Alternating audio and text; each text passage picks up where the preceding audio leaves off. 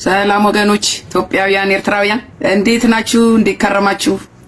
ሰላም ለእናንተ ይሁን። እግዚአብሔር በተናገረው ጉዳይ ላይ በዚህ ወቅት በዚህ ሰዓት እግዚአብሔር ምን ይላል እኛስ የት ጋር ያለነው በሚለው ጉዳይ ላይ በመንፈስ ቅዱስ በመታገዝ በቃሉ በመታገዝ የተለያየ ሐሳቦች የተለያዩ መልእክቶችን አስተላልፋለሁ፣ በድፍረት አስተላልፋለሁ። መንፈሳዊ ግልጽነት ያስፈልጋል ብዬ አምናለሁ። ዛሬ ደግሞ ጸገነት ምን ይዘሽ መጣሽ ምን ልትይ ነው ያላችሁኝ እንደሆነ እንግዲህ እኔና እናንተ የምንኖርበት ዓለም አንድ ነው። በዚች ዓለም ላይ ደግሞ በቅዱሳን በአገር በቤተክርስቲያን የሚካሄደውን ነገር አንድ እንላለን ማለት አስተያየት እንሰጣለን። ከእግዚአብሔር ቃል አንፃር ደግሞ እንፈትሻለን። በጎ የሆነው በጎ ነው እንላለን፣ ስተት ያለውን ደግሞ ስተት ነው እንላለንና በዚህ ባለፈው ቅዳሜና እሁድ ታችን ዘማሪ ሊሊ በሚሊኒየም አዳራሽ የተዘጋጀ ዝግጅት ነበራትና እኔም ደግሞ እንዳገልጋይ እንደ እግዚአብሔር ሴት መልእክትም ደግሞ እንደሚያመጣ ሰው በዛ አንተርሼ በዛ ዝግጅት ላይ አንተርሼ በጎውን በጎልል መታረም ያለበትን ደግሞ ይታረምልን ትክክለኛ በቃሉ አስደግፌ መልእክት አዘጋጅቼ ነው። ዝም ብል ጥሩ አይመጣም ብዬ ነው። ዝምታ ጥሩ አይደለም። ምክንያቱም በዚህ ዘመን እኔና እናንተ ልንተራረም፣ ልንገሳጸጽ፣ ልንበረታታ እግዚአብሔር የግድ ይለናል በእግዚአብሔር መንገድ ማለት ነውና መልእክቴ የሚጀምረው በዚህ በመዝሙር 105 ምዕራፍ 14 እስከ 15 ላይ ባለው ቃል ነው። ይህ ቃል ደግሞ ከዚህ በፊትም ተናግሬዋለሁ። የወንጌል አማኞች በተለይም ከላይ ያሉት አገልጋዮች ብዙ ዘመን ስተታቸውን ሆነ ድክመታቸውን ሲሸፍኑበት ያዳማጩን ወይ ደግሞ መናገር የፈለገውን ሰው አንደበት ሲሸበብበት የከረመ ጥቅስ ነው የምጀምረው። ምንድነው ይሄም ጥቅስ? የቀባኋቸውን አትዳሱ በነቢያቴም ክፉ አታድርጉ ብሎ ሰው ግፍ ያደርግባቸው ዘንድ አልፈቀደም፣ ስለነርሱ ነገስታትን ገሰጸኝ ነው። ስለዚህ ዛሬ እኔና እናንተ በወንድሞች በእህቶች በአገልጋዮች በቤተክርስቲያናችን በምናየው ነገር ስንናገር ኧረ ወንድም ዓለም ይሄ ነገር ትክክል አይደለም፣ ኧረ እህት ዓለም ይሄ ነገር ትክክል አይደለም ስንል የተቀባውን አትንካ ከሚለው ነገር ጋር እንደማይገናኝ ዛሬ አስረግጬ ነገራችኋለሁ። ለምን ብትሉኝ እኔም የተቀባው ነኝ፣ ሁላችንም የተቀባንን እና እህቶች ናቸው ወንድሞች ነን። ሁላችንም ልንተራረም ልንገሳሰጽ ይገባል ብዬ በዚህ ቃል መሰረት ነው የምጀምረውና ይሄ የእህታችን ሊሊ የዘማሪ ሊሊ ዝግጅት ሁላችሁም እንደምታውቁት ዘማሪ ሊሊ ማንም ሰው ማይክደው በጣም መልካም ዝማሬ ያላት ብዙዎችን የባረከች ብዙዎችን በመዝሙሯ በቃሉ የተናገረች በጣም እኔ ራሴ የምጋራው ሐሳብ ነው። በጣም የምጋራው ሐሳብ ነው። በዚህ ምንም ችግር የለብኝም። ነገር ግን አሁን መልካሙ ጎኑ እንዳለ ሆኖ የአምልኮ ስርዓቱ ትውልድን የመቀስቀስ ቀና ዓላማ ይዞ የተነሳ ዝግጅት ከሆነ አሁን ደግሞ በፍሬው የተገለጠውን ነገር ስናየው ደግሞ እኔን ጭምር I was shocked እውነቱን ለመናገር እኔ በግሌ ማለት ነው ገና እንትኑ ይሄ ጋዜጣዊ መግለጫ ሲሰጥ ስለ ፕሮግራሙ መግለጫ ሲሰጥ ቤተክርስቲያኑ ሲኤም ነው የሚባለው ቤተክርስቲያን ስፖንሰር ያደረገው ወይ ደግሞ ያዘጋጀው እሱ ስለሆነ የተናገረው ነገር ያው ሁላችሁም እንደሰማችሁት ምንም ገንዘብ የሚባል ነገር እንደው አላየውም አልሰማውም፣ ስለ ገንዘብ ምንም ነገር እንዳታስቡ ሲል የዚህ ፕሮግራም ታዳሚዎች ወደ አዳራሽ ለመግባት ምንም አይነት ክፍያ የማትጠየቁ መሆኑን ይሄም እንድታውቁ መግቢያ የሌለው ነፃ እንደሆነ እንድትገነዘቡ እንፈልጋለን። እኔ ካለኝ ኤክስፒሪየንስ ከዚህ በፊትም በዛች ቤተክርስቲያን በመጋቢ እዚህ አሜሪካን ሀገር እዚህ ኮሎምበስ ኦሃዮ ለገስት ሃውስ ለበነፍስ ወከስ $600 አስከፍለሃል ብዬ መልእክት አምጥቻል እና ይሄንን የሊሊን ስፖንሰር ያደረገው እሱ ነውና በሰሜን አሜሪካ ደግሞ ቅርንጫፍ አለን የፌዝ ክሊኒክ ምናምን ብሎ ሲያስተዋውቅ ልቤ ውርድ ብላ ነበር። ወንድም ዓለም ውርድ። ይሄ አሜሪካኖች ምን ይላሉ መሰላችሁ? it is good to be true ይላል። በቃ ለጆሮአችሁ ጉድ ይመስላል ግን ለማመን የሚከብድ ነው። ለምን? ካለፈው ኤክስፒሪየንስ አንፃር እኔና እናንተ ከምናውቀው አሰራራቸው አንፃር መነሻቸው ምን እንደሆነ መድረሻቸው ምን እንደሆነ ጎሉ ምን እንደሆነ ልባችሁ ውስጥ የምትገምቱት ነገር አለ መቼም እና ያንን መግለጫ በዛ መንፈስ ነው የሰማሁት። መግለጫው ሲሰሙት እኮ በጣም ደስ ይላል። ምንም ድሃ ሀብታም አይልም። ኑና ሊሊን ባርኩ፣ ሊሊን መርቁ፣ መጽሐፍ ግዙ ሲባል እንግዲህ ያለው በመቼ መጽሐፍ በ200 በመቶ ገዛለሁ ብሎ ሊሊ እህቴ ተታለም እህቴ ያንቺን መጽሐፍ እኮ ያንቺን እኮ መዝሙር ድሃውም ሀብታሙም ትንሹም ትልቁም ነው የተባረከበት። ያስ ወንድምሽ ብር የሌለው ያቺ ሴትሽ ብር የሌላት ያንቺን ድምጽ ለመስማት አንቺን በአካል ለማየት ይሄንን ለመታደም የመጣች እህትሽስ መጽሐፍ ሳትገዛ መጽሐፍ በሚሊዮን ሲሸጥ ስታይ ምን ተሰምቷት ይሆን? ይሄ ነገር ገብቶሻል እህቴ? አንዳንድ ጊዜ በዙሪያችን ያሉ ሰዎች ይክቡና የሆነ ገደል ውስጥ ይከቱናል፣ ከፊት ያቆሙናል። ሙኝማ ለካስ ይሄ መግለጫው እንደዚህ በጣም ቅዱስ የመሰለው መግለጫ መማረኪያ ነው። ውስጡ ግን ተሰርቶ ተቀምጧል። ለካ ማይጋለጥ መስሏችሁ ከሆነ ተሸወዳችሁ። የቪአይፒ ወንበር ተዘጋጅቶ ሚሊዮን የሚገዛው ሰው ተጽፎ 500 የሚገዛው ሰው በዚህ ፕላቲኒየም ምናምን ይሄ ደንበኛ የንግድ የነጋዴ የዓለም አሰራር ከዓለም የተቀዳ አሰራር መንፈስ ቅዱስ የሌለበት የእግዚአብሔር ቁጣ ነው የሚገለጠው በዛ ዝግጅት። ለምን ምትሉኝ? ድሃውን ያገለለ ሀብታምን ሱፍ ለባሹን ከፊት ያስቀመጠ ገንዘብ ያላቸው ባለሀብቶችን የሰበሰበ ዝግጅት ተደርጓል። ይሄ ምንም ግልጽ ነው። በግሩፕም ገኔ የጸሎት ግሩፖች ጋር አብረን በቃ ተንጫጫንበት፣ የልባችንን አወራንበት። እንዴት ይሄ ሆናልን? አለቀስን፣ ተሰብስበን አለቀስኩበት እኔ በግሌ። ድሃውን ያንቺን መዝሙር የሚወድ ድሃውን መጽሐፍሽን ሳይዝ ከበር የተመለሰውን ቦታ ሞልቷል ተብሎ የተመለሰውን አሰብኩት። ለሌሎቹማ ለባለ ሀብታሞቹ ወንበር የከበሬታ ወንበር ተዘጋጅቶላቸው ነበረ። እኔን ባልናገር ውስጤ ይቃጠላል። እግዚአብሔር ይቅር ይበል። እንዳልኳችሁ ሊሊ ጥላሁን ድንቅ ዘማሪ ነች። ብዙዎችን በመዝሙሯ ባርካለች። በባህሪዋም የተመሰገነች ነች። በብዙዎች ዘንድ የተወደደች ነች። እኔም እስማማለሁ። ግን በዚህ ዝግጅት እጅሽ ካለበት ውርድ ከራሴ ይህን ዝግጅት አፕሩቭ አርገሽ ተስማምታችሁ ተካባችሁ በዚህ መንገድ ገንዘብን ሰብስብ በሚሊዮን የሚቆጠር ካላችሁ ውርድ ከራሴ። እግዚአብሔር ጸጋንም ይላጫል። እቴ አንድ ነገር እንገራችሁ። በነጥብ ነው ዛሬ እኔ በጣም ተዘጋጅቼበት ነው የመጣሁት። ጌታ እንዴት እንደጠራሽ የገለጽሽው አገላለጽ የማይገባሽን እንደተቀበልሽ በሱ ምርጫ ይሄ ጸጋ እንደተሰጠሽ ሳትከፊበት እንዴ የሱ እንደሆነ ተናግረሻል። ጥሩ ንግግር ተናግረሻል። ግን ከጀርባ ያለው ነገር ዙሪያሽን የሆነው ነገር የተደገሰው ድግስ ለኛ በመንፈስ ቅዱስ ለምንመራ ሰዎች አይመችም። አይመችም። የሚኮሰኩስ ነገር አለው። ኧረ ሊሊ እባክሽ እቴ ወይ አሁን ካንቺ ጋር እኔ ራት ብበላ ምን ይጠቅመኛል? አንቺም እኮ እንደኔ ሰው ነሽ። አንቺም እኮ እንደኔ በእግዚአብሔር ቤት ያለሽ እንደኔ እህቴ ነሽ እኮ። እንዴት ነው እንዲህ አይነት ነገር ለትውልድ የምናስተላልፈው? እንዴት ነው እንዲህ አይነት ነገር የማያምነው ሰውስ ምን ይማራል ከዚህ? አዳራሽ ሰብስቦ ገንዘብ መሰብሰብ በጣም ያሳፍራል። ሊሊዬ እህቴ ይሄ ሁሉ ያደረግሽው ዝግጅት እኮ እስከዛሬ አገልግሎትሽን ዋጋ ከዓለም ሰበሰብሽ። ሃሎ ለታለም ያልገባሽ ነገር ከምድር ዋጋሽን ተቀበልሽ። በቃ አሁን አንቺ ሰማያዊ ዋጋ የለሽም። ሃሎ ለምን ሰብስበሽ ምድር ሁሉ አጨበጨበልሽ፣ ምድር ሁሉ አመሰገነሽ፣ እልል ተባለልሽ፣ ሁሉ ነገር ገንዘብ ተሰጠሽ፣ መጽሐፍሽን በሚሊዮን የሚቆጠር ሸጥሽ። ይሄ ማለት ምን ማለት እንደሆነ እንገልሽ በቃሉ ማለት ነው። በምድር የሚያስመሰግኑ የሚያስጨበጭቡ ሰዎች በምድር ዋጋቸውን ተቀብለዋል ይላል።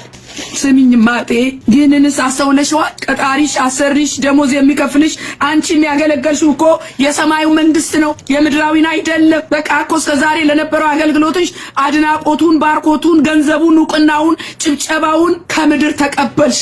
ዲስ ኢዝ ኢት። ይሄ ነገር ቃሉ ካልገባሽ እህቴ በጣም አዝናለሁ። በማቴዎስ 6 ላይ በተደጋጋሚ እውነት እላቸዋለሁ ዋጋቸውን ተቀብለዋል ይላል። በምድር በሰው ዘንድ ለሚያስጨበጭቡት ለታይታ ለሚያደርጉት በዮሐንስ 5:44 ላይ ደግሞ እናንተ እርስ በርሳችሁ ክብር የምትቀባበሉ ከአንዱም ከእግዚአብሔር ያለውን ክብር የማትፈልጉ እንዴት ልታምኑ ትችላላችሁ? ዝግጅቱ የማያምኑ ሰዎች አሰራር ነው፣ የአሕዛብ ነው፣ የዓለም ነው። የኢየሱስ ሽታ የለበትም። ታለም ኢየሱስን አይሸትም። እኔስ በምድር ሰው ጠልቶኝ በምድር የሰራው ስራ ክድን ብሎልኝ በእግዚአብሔር ዘንድ ይጨብጨብልኝ። በዛ በሰማዩ ስፍራ በእግዚአብሔር ዘንድ ስቀርብ ያንን የክብር አክሊል ልቀበል። ዛሬ የሰራሁት ነገር በምድር አይገለጥ፣ ተዳፍኖ ይቅር። እውነቱን ለመናገር ደግሞ አንቺም ትጋርኛለሽ እህቴ ሊሊ፣ እናንተም ይሄን መልእክት የምትሰሙ ትጋሩኛላችሁ። እኔ ከሊሊ ምንም አይነት ኔጌቲቭ የሆነ ኢንቴንሽን የለኝም። እንደናንተ ወዳታለሁ፣ በመዝሙሯም ተባርኬያለሁ። ነገር ግን ከሊሊ የበለጠ ዋጋ የከፈሉ ሌጀንድ የሆኑ አሉ። ዘማሪዎች አሉ በኢትዮጵያ ውስጥ የታሰሩ የተገረፉ አሉ ልናከብራቸው የሚገባ አደባባይ ወጥተን የቤት ኪራያቸውን ልንከፍል የሚገባ ልንመግባቸው የሚገባ ይሄ ነገር ትክክል አይደለም። አንድ እሱ ነው። ሌላው ደግሞ የእግዚአብሔርን ጊዜ የጠበቀ ዝግጅት ነው ወይ? ይሄ የእግዚአብሔር ጊዜ ነው? የእግዚአብሔር ጊዜ ይሄ ነው ወይ? እኔ የመረጥኩት ጾምና ጸሎት ይሄ ነው ወይ? ከድሃው ትነጥቁ ዘንድ ነው ወይ? በር ዘግታችሁ ትበሉ ዘንድ ነው ወይ? ፍርድ ታዛቡ ዘንድ ነው ወይ? ቀልዱ በትውልድ ቀልዱ፣ በእግዚአብሔር ላይ ቀልዱ፣ ሰብስባችሁ ሕዝብ ላላግጡ፣ አስጨፍሩ። ይሄ ከሆነ ጊዜው እናንተ ተወጡት። ይሄ ግን የእግዚአብሔር ጊዜ እንደዚህ እንድንሆን አይደለም። ማቅ ለብሰን ንስሐ እንድንገባ ነው። የእግዚአብሔርን መምጣት የክርስቶስ ኢየሱስን መምጣት እንድናውጅ ነው የተጠራ ነው። ጊዜው አሁን አይደለም። የሰው ልጅ መከራ በበዛበት ይሄ ዝግጅት የድሃውን እንባ የሚያብስ የድሃውን ረሃብ የሚያስታግስ መከራውን የሚያቀልለት ነውን? እስቲ እናንተ ልጠይቃችሁ። አዎ ነው በሉኝ። ሊሊ አትመስገን፣ ሊሊ አትወደስ፣ ሊሊ እንደዚህ አትሁን አልልም። ግን በዛ ከልክ አለፈ። ጊዜውንም ያማከለ አይደለም። እህቴም ለመሸከም ጭንቅላት እንደማይኖርሽ እንቅልፍ እንደሚነሳሽ እኔ ያውቃለሁ። ይሄ መልእክቴ ራሱ እንቅልፍ ይነሳሻል። መንፈስ ቅዱስ ይናገርሻል። ኢየሱስ የከበረ አልመሰለኝም። ሊሊ ግን ከብራለች በሚሊኒየም አዳራሽ። ይሄ ከሆነ ደስ የሚያሰኝሽ እህቴ፣ መክበር የሚገባው ከሁሉ በላይ የሆነው ንጉሱ የታረደው በግ ለኔና ለእናንተ ሲል ራቁቱን የተንጠለጠለው ኢየሱስ ክርስቶስ ሊከብር ነው እንጂ ለሽልማት እሱ ይሸለምልን። እኔ ሳቀቃለሁ በዚህ ነገር። ትርፉስ ከገንዘብ ውጪ ምንድነው? ትርፉ ከገንዘብ ውጪ ምንድነው? አሁን የዚህ ዝግጅት ትርፉ በመጣ ሰው ያ የመጣው ሰው ያንቺን መጽሐፍ ይዞ ከመውጣት ውጪ ምን ይዞ ሄደ? ምን መንፈሳዊ ነገር አተረፈ? ገንዘብ የሌለውስ በአንቺ መዝሙር የተባረከው ድሃ መጽሐፍሽን እንዴት ያገኝ? እናንተስ በሚሊዮን ብር የሰጣችሁ የቤተ ክርስቲያን መሪዎች በቤተ ክርስቲያናችሁ የተራበው ቅድሚያ አታበሉ? ለፓስተሮች ለመጋቢዎች ማስተዋል እንዲሰጣችሁ ጸልያለሁ። በዚህ በሐዋርያት ሥራ 4:34 ላይ በመካከላቸው አንድስ እንኳን ችግረኛ አልነበረም እና መሬት ወይም ቤት ያላቸው ሁሉ የሸጠውን ዋጋ ያመጡ ነበርና በሐዋርያት እግር አጠገብ ያኖሩ ነበር። ማናቸውም እንደሚፈልግ መጠን ለእያንዳንዱ ያካፍሉት ነበር ይላል። ይህንን ነው እነ ጳውሎስ ያስተማሩን፣ እነ ጴጥሮስ። እናንተ ግን በር ዘግታችሁ ተበላላችሁ፣ በር ዘግታችሁ ታመልካላችሁ፣ በር ዘግታችሁ ድሃውን እንቁልልጭ እያላችሁ እንደዚህ ዘንጣችሁ ትጎማለሉበታላችሁ። እናንተ እረኞች ከላይ ያላችሁ መንጋው ተርቧል። ከቤተ ክርስቲያን በቤተ ክርስቲያናችሁ ስም ደግሞ ሚሊዮን ብር ትሰጣላችሁ። ያ ቤተ ክርስቲያን ውስጥ የተቀመጠ መንጋ እኮ ሆዱ ያረረ ነው። ማን ጋር ሄዶ ይናገር ይሄንን ጉድ? እንደ አባት እንደረኛ እንኳን ቀርበው አረ ይሄ ነገር ትክክል አይደለም፣ አረ ፓስተርዬ እንደኛ እኮ እዚህ መሃል እኮ ብዙ ችግር አለብን፣ ይሄን ነገር እንዴት አየኸው ሚል እንኳን አንደበት መናገር የሚችልበት አቅም የለውም። ማን አስጠግቶት ያመንጋ? ያለ ቢሮክራሲ እኮ ፓስተር ዘንድ ለመቅረብ ያለው ጸሐፊ ብዛት ያለው ቢሮ እኮ 3 ቢሮ አልፋችሁ ነው ፓስተሩ ዋናው ጋር የምትገቡት። ቀጠሩት። አረ ባካችሁ ተው፣ በራችሁን ክፈቱ። ድሃውን እንደ አባት ቀፉ። ህዝቤን አጽናኑ፣ መግቡ፣ ለብቻችሁ አትብሉ። አሁን የተያዘ ደግሞ ይሄ የሙዚቃ ኮንሰርት የመዝሙር ኮንሰርት ኖ ብር መሰብሰቢያ።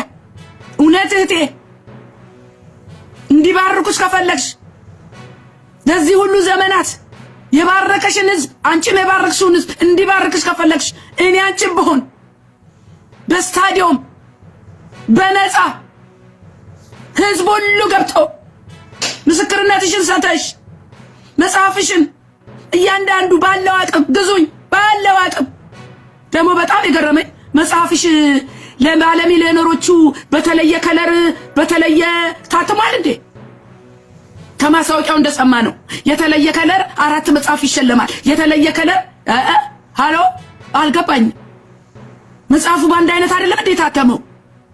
በልዩ የታተመ ለባለ ሀብቶቹ ለባለሚሊዮነሮቹ ምን ማለት ነው? ታለ ስታዲየም ሰብስበሽ ባላችሁ አቅም ዋጋ ግዙኝ አትይም እንዴ? በነፃ የተሰጠሽን በነፃ ሰጭም እንዴ? እዛ ውስጥ እኮ የጻፍሽው ታሪክ እኮ እግዚአብሔር የሰራልሽ ነው አይደለም እንዴ? አንቺ በእውቀትሽ ያመጣሽው ነው እንዴ? ድምፁ የማን ነው? የኢየሱስ። ጥሪው የማን ነው? እግዚአብሔር። ለእግዚአብሔር መልሶ መስጠት፣ ለድሃው መልሶ መስጠት። አሁን እንግዲህ የተሰበሰበው ሚሊዮን ደግሞ ግልጽም አይደለም። ምንድን ነው? ገበታ ለሀገር ነው እንደ ጠቅላይ ሚኒስትራችን ወይ ገበታ ለሀገር ተብሎ ሰብስቦ ቤት የሚሰራ የሚያንጽ ጌታ ይባርከው። ምንድን ነው? ገንዘቡ ተሰብስቦ የት ነው የሚሄደው? ምን ሊገነባ ነው? የትኛው ድሃ ሊበላ ነው? ምንድን ነው ፕሮጀክቱ? ከዚህ መጽሐፍ ሽይጭ በኋላ ምንድን ነው?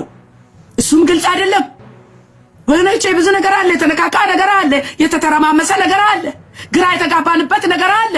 ክርስትና እንደዚህ አይደለም። የእግዚአብሔር አሰራር በንጹህ ነው፣ በንጹህ ጥርት ያለ። በጣም የሚያሳዝን ነገር የከበሬታ ወንበር ተሰጥቶ ከእግዚአብሔር ቃል ጋር አይጣረስም። ስሙኝማ በዚህ በኢሳይያስ 55:2 ላይ ገንዘብ እንጀራ ላይ አይደለ፣ የድካማችሁንም ዋጋ ለማያጠግብ ነገር ለምን ትመዝናላችሁ? አድምጡኝ፣ በረከትንም ብሉ፣ ሰውነታችሁ በጮማ ደስ ይበለው ይላል። ምን ብትሉኝ በገንዘብ ተተመነ። አሁን የሊሊ አገልግሎት በገንዘብ ተተመነ። መንፈሳዊ ስጦታ የለው።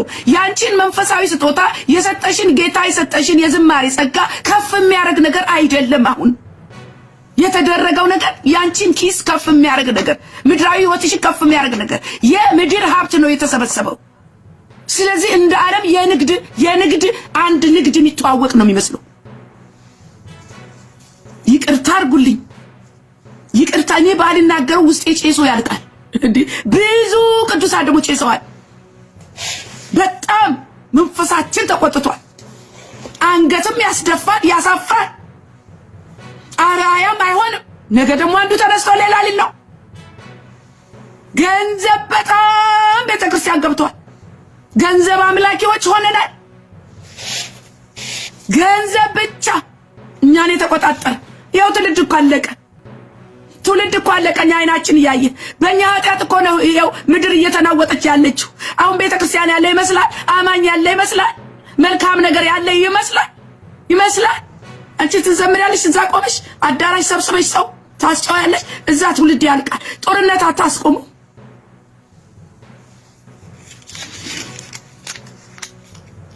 እየፈሰሰ ያለውን ንጹህ ደም አታስቆሙ። ቤተክርስቲያን ኃይል የላትም። የነገሥታት ህልም አትፈቱ። እናንተ ታዋቂዎቹ ላላችሁ እውነትን አትናገሩ። ድሃውን የሚያጽናና ነገር አሰብኩ። የጌታን መምጣት አትናገሩ። መቼ ነው ተሰብስበን ምዝል ላይ የሚያቆሙ? ብቻ አምልኮ ነገር ሲባል ሁሉ ይጠራራል። ቃል ሲመጣ ግን ያንቀላፋል ትውልድ። የእግዚአብሔር ቃል እኮ ኃይል አለው። የእግዚአብሔር ቃል ፈውስ አለው። የእግዚአብሔር ቃል እኮ የሚያንጸው ትውልድን የእግዚአብሔር ቃል ነው። በዚህ በአምልኮና በዝማሬ በዝላይ የታነጸ ትውልድ ነው አሁን እያፈራን ያለ ነው። ከእውነተኛ ቃል ከሚያመጡ ሰባኪዎች ይልቅ ዘማሪዎች አሁን ጥሩ ዝና አላቸው። አሁን አስቡት እንግዲህ የሆነውን በእኔና በእናንተ ዘመን አይናችን እያየ የሚሆነውን ነገር እንዲህ ወዴት እየሄድን ነው? ቀጣዩስ ደግሞ ምንድን ነው የምናየው? እናንተ አያስፈራችሁም? ቤተክርስቲያን በዚህ ደረጃ መውረድ አለባት? ቅዱሳን በዚህ ደረጃ ገንዘብ መውደድ አለባቸው ወይ? ይህ ከሆነ ሪዋርዱ እኔ ይቅርብኝ። በዚህ በያዕቆብ ምዕራፍ 2:15-16 ላይ ደግሞ እንዲህ ይላል፣ ወንድም ወይም እህት ራቁታቸውን ቢሆኑ የዕለት ምግብንም ቢያጡ ከእናንተ አንዱን በደህና ሂዱ፣ እሳት ሙቁ፣ ጥገቡም ቢላቸው ለሰውነት ግን የሚያስፈልጉትን ባትሰጧቸው ምን ይጠቅሟቸዋል ይላል። አሁን የሀገሬ ነቢያት፣ የሀገሬ እነዚህ እረኞች፣ መጋቢዎች፣ ትልልቆቹ ህዝቡን ይሰበስቡና ቶሎ አይመጡም። ደግሞ እኮ እናንተ ሌሊት የተቀመጠ የሀገሬ ድሃ ቁጭ ብሎ እንደ ተስፈኛ ይጠብቃቸዋል። እነሱ ሲመጡ ኩርት ብለው ሱፋቸውን ለብሰው መሬት መርገጥ እስካቆሙ ድረስ እንደዛ ሆነው ይገባሉ። ከዛ በኋላ በዚህ በባዶ አየር ብላ ትበላለህ። ድህነት የተነሳ ነገር የለም ወድም አለ። ባዶ ነገር እየመገባችሁ ትውልዱን ስራ ፈጠርጋችሁ ሰብስባችሁ ይዛችኋል። የድሃው ህዝብ የተቀየረ ህይወት የለም። ይሄ ነው የተያዘው። ስሙኝማ በያዕቆብ 2:9 ላይ ለሰው ፊት ግን ብታደሉ ኃጢአትን ትሰራላችሁ፣ ሕግም እንደ ተላላፊ ይወቅሳችኋል ይላል። ከፊት ተቀመጡ አይደለ? ደግሞ እኮ ማን ሊሸወድ ነው? እውነት የማይገለጥ መስሏችሁ ነው? በነፃ ነው የምትገቡ ብላችሁ የምታስጎመጁት? አስገብ ኦልሬዲ ለካ ምናምን ዲያመንድ ምናምን ያለምኛው እኛ በእግዚአብሔር ቤት እንዲህ አይነት ቋንቋ አንጠራም። በእግዚአብሔር ቤት ሁሉ ዲያመንድ ነው። በእግዚአብሔር ቤት ድሃ ሀብታም የለም። ሁሉም የእግዚአብሔር ልጅ ነው። ድሃ ከኋላ ተቀመጥ። ለካ የቪአይፒ ቲኬት ሽጠሃል፣ ኦልሬዲ ሰጥተሃል። እንደው ሰው አትፍሩ፣ እሺ ሰው አትፍሩ፣ ችግር የለውም። እግዚአብሔርን አትፈሩ፣ እግዚአብሔርን አትፈሩ። በሰማይ ሆነ ሁሉንም ያየውን እግዚአብሔርን አትፈሩም ወይ? እንደዚህ አድርጋችሁ የሰበሰባችሁ ብር እርግጠኛ ነኝ እኔ ተሰብስባችሁ ትቀራመጡታላችሁ። ሁሉም ይወስዳል። አሁን ሊሊንም እንደዛ ነው መሀል ላይ ያስቀመጧት። ዳር ያሉት እኮ ያዘጋጁት ምን ያሉት እኮ ታስቦ ነው ወገኖቼ፣ በጥሬው ታስቦ ነው፣ በባዶ አይደለም። ትርፉ የተመዘነው በብር ነው። የእግዚአብሔር ቃል ግን እንዳልኩት በዚህ በኢሳይያስ 55 ላይ ገንዘብ እንጀራ ላይ አይደለ የድካማችሁንም ዋጋ ለማያጠግብ ነገር ለምን ትመዝናላችሁ ይላል። አገልግሎቴ ከጌታ ጋር ያለኝ ያሳለፍኩት ነገር በገንዘብ አይተመንም። እቴ የኔ ሽልማት ኢየሱስ ክርስቶስ ነው። የኔ ሽልማት እሱን ማየት ነው። የኔ ሽልማት አክሊል መቀበል ነው። የኔ ሽልማት ጌታን ደስ ማሰኘት ነው። የኔ ሽልማት በሚሊዮን የሚገዛ አይደለም፣ አይደለም ኖ። እዚህ ደረጃ ተከፋፍሎ ገንዘብ ለማግኘት እንደዚህ አይነት የወረደ ዝግጅት፣ መንፈሳዊ ሽታ የሌለው ዝግጅት ካንቺ በፍጹም አንጠብቅም ነበረ። በዚህ ደግሞ ብዙዎች ይጋሩኛል። ስለዚህ ከዚህ በኋላ ላለው የሊሊ ነው።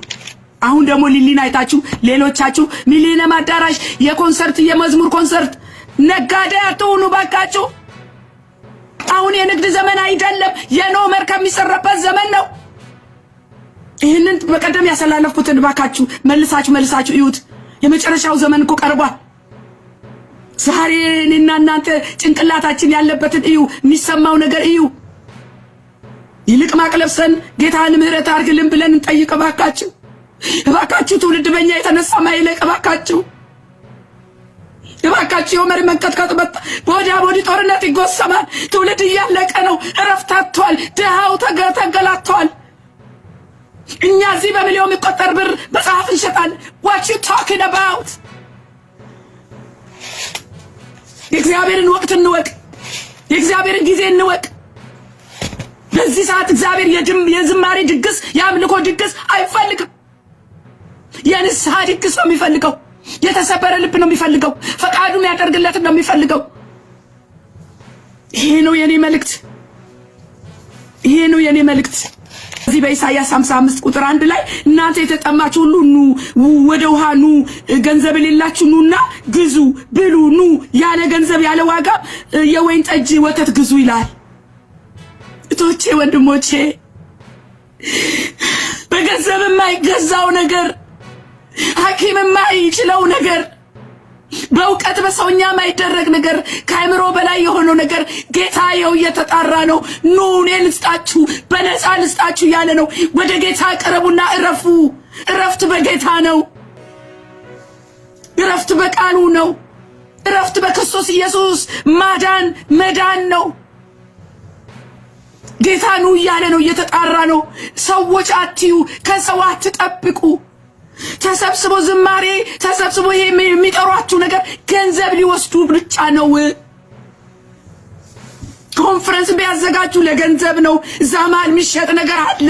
ነቢያቱ የሚሸጡት ነገር አለ። ዘይት ይሸጣል እንዳላችሁት ታውቁታላችሁ እናንተ። የአደባባይ ምስጢር ነው። በጌታ በኢየሱስ ክርስቶስ ስም እግዚአብሔር ይርዳን። በዚህ በያዕቆብ 2 እሱን ነው የመጨረሻ ቃል አድርጌ ማነበው። በያዕቆብ ምዕራፍ 2 ከቁጥር 1 እስከ 3 ያለውን አነባለሁና ጨርሳለሁ። ስሙኝማ፣ አድሎ ማድረግ አይገባም ነው የሚለው። ወንድሞቼ ሆይ በክብር ጌታ በጌታችን በኢየሱስ ክርስቶስ ያለውን እምነት ለሰው ፊት በማዳላት አትያዙ። የወርቅ ቀለበት ያደረገና የጌጥ ልብስ የለበሰ ሰው ወደ ጉባኤያችሁ ሲገባ እድፍ ልብስም የለበሰ ድሃ ሰው ደግሞ ቢገባ ከዛስ የጌጥ ልብስም የለበሰውን ተመልክታችሁ አንተስ በዚህ መልካም ስፍራ ተቀመጥ ብትሉት ድሃውንም አንተስ በዚያ ቁም ወይም ከእግሬ መረገጫ በታች ተቀመጥ ብትሉት ራሳችሁን መለያየታችሁ አይደለምን? ከያዝክ አይቀር ደግሞ ድሃውን ያዝ ይላል። ይኸው የእግዚአብሔር ቃል።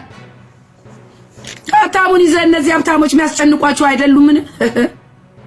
እግዚአብሔር በእምነት ባለጠጎች እንዲሆኑ ለሚወዱት ተስፋ ስለነርሱ የሰጣቸው መንግስት እንዲወርሱ የዚህን ዓለም ድሆች አልመረጠምን? ጌታ ኢየሱስ ክርስቶስ እኮ ከሰማይ ወደ ምድር የወረደው ለድሆች ነው፣ ለታመሙ ነው፣ ለተቸገሩ ነው፣ ለባለጠጎቹ ለነዚህ ለትዕቢተኞች አይደለም። ባለጠጋ የተለየ ከበሬታ ወንበር ምሰጡ እናንተ የቤተ ክርስቲያን መሪዎች ውርድ ከራሴ ስለ ገንዘብ ምሰብኩ ውርድ ከራሴ የክርስቶስ ኢየሱስን ማንነት አዳኝነት ተስፋው ክርስቶስ ኢየሱስ እንዳይሆን ገንዘብ ምሰብኩ እረኞች ውርድ ከራሴ። ዛሬ መልእክቴን ላጠቃል፣ መቼም አያልቅም። ለዚህ ሊሊ እህቴ ብዙ ሰው ልባዝናል፣ ግራ ተጋብተናል። ጥያቄ አለ ላንቺ። ምንድነው የተፈጠረው? አንቺ ሳታቂ ነው የሆነው? በሚሊዮን ደረጃ ተሽጦ መጽሐፍሽ በልዩነት የተስተናገደው ትውልድ ካንቺ መልስ ይፈልጋል። በአደባባይ ይቅርታ ጠይቂ። ጥፋት ተሰርቷል። ራስሽን ነፃ አውጪ። ንስሐ ግቢበት፣ ይቅርታ ጠይቂበት። ግን መታየት የሌለበት ከቅዱሳን የማይጠበቅ አሰራር ታይቷል፣ ተሰርቷል። በጣም አዝነናል፣ በጣም ደንግጠናል፣ በጣም ግራ ተጋብተናል። ይሄ የዓለም አሰራር ነው። ስለዚህ በዚህ ጉዳይ ላይ ካንቺ መልስ እንጠብቃለን። የምንወድሽ እህታችን ሊሊ ጥላሁን ጌታ ይባርክሽ። በመዝሙሮችሽ በብዙ ባርክሻል። ግን ይሄንን ነገር አጥሪ። መጥራት ያለበት ጉዳይ አለ። ከዚህ በኋላ የሚቀጥለው ደግሞ ይሄ የመዝሙር ኮንሰርት የምናምን ኮንሰርት ሚሊኒየም አዳራሽ የሚባል ነገር ለትውልዱ ለዚህ ዘመን የሚመጥን ስላልሆነ ከዚህ በኋላ አንቀበልም። ከዚህ በኋላ የምንቀበለው ንስሐ አመድ ለብሶ በእግዚአብሔር ፊት መንበርከክ ብቻ ነው። እግዚአብሔር ከኛ የሚጠብቀው የአምልኮ ድግስ አይደለም፣ ዘመኑ አይደለም። ይህንን እናገራለሁ። እግዚአብሔር ይርዳን ወገኖቼ። ጌታ የተባረከ ይሁን። ይህን ያህልም መናገር በመቻል ነፃ አወጣው። በቃ ቀለለኝ፣ ደስ ብሎኝ ነው የምናገረው። በዚህ ደግሞ በሚመጣብኝ ነገር ምንም አይመስለኝም። ምንም ለምን? እግዚአብሔር መንፈስ ቅዱስ መርቶኝ በያለኝ ስለምል ማለት ነው። አሁን ሰላም አገኛለሁ ከዚህ በኋላ። ጌታ የተባረከ ይሁን። ስላዳመጣችሁኝ አመሰግናለሁ። መልእክቴን ሼር እና ሰብስክራይብ አድርጉ። ለብዙዎች ይድረስ፣ ብዙዎች ይማሩበት፣ ይስሙት። እውነት ሲነገር መቼም ደስ አይልም። ታውቁታላችሁ እናንተምና አሜን የምትሉ መልእክቴን የምትከታተሉ በጌታ ፍቅር ወዳችኋለሁ።